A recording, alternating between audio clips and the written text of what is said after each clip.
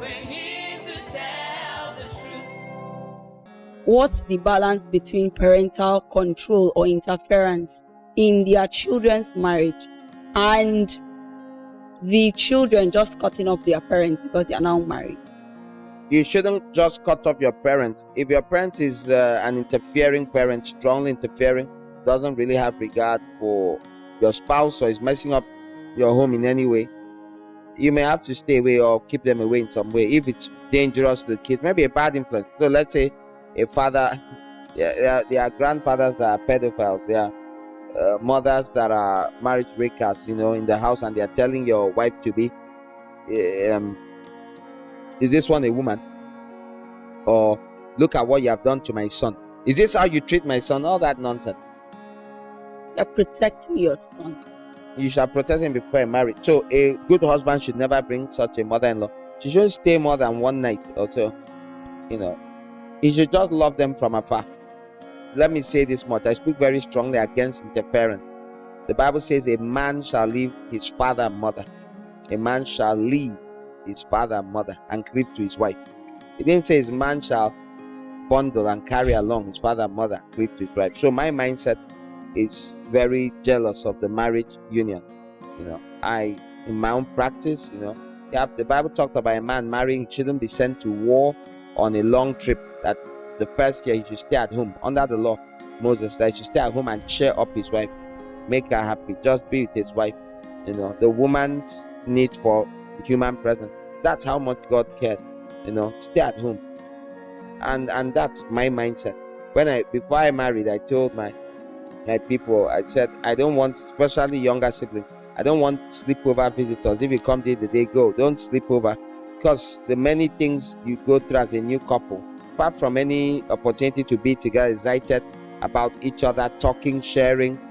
But there's also when you have issues, when you start involving third parties from the first. Now I know with a phone, that is being overridden by many people, and that's why again many people have divorces. God knows how many divorces occurred because of third party input.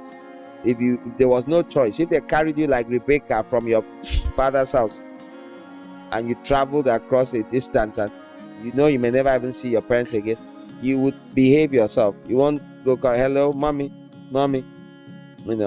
daddy. So I encourage young people to learn to wean themselves from being babies years and years before you get married, so that when you do marry, you can have issues with your spouse on and off, and you should know you will have issues with your spouse. Those who marry will have trouble in the flesh. The Bible says so in 1 Corinthians 7. Acting like it's not so, it's frankly very ignorant. And you shouldn't involve third parties in that, except it's serious. Something serious. Okay, I think my spouse is being unfaithful.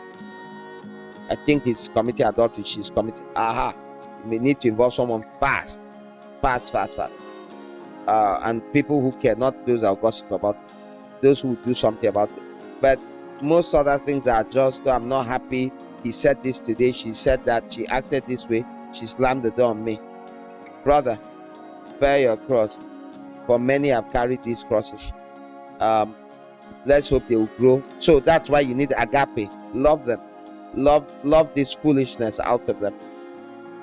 Give them time. It will take a while. Let's start first with 5 years, then talk again after 7, then at the 10-year mark. Okay, so like that. The good stuff comes later. It's much later. The best marriages are 30, 40 years old. Those are the nicest marriages. Yeah, it's not as physical as you like, but it's the nicest marriage. I don't know if you have that much time before the Lord returns, but I think Gen Z can fast track their own.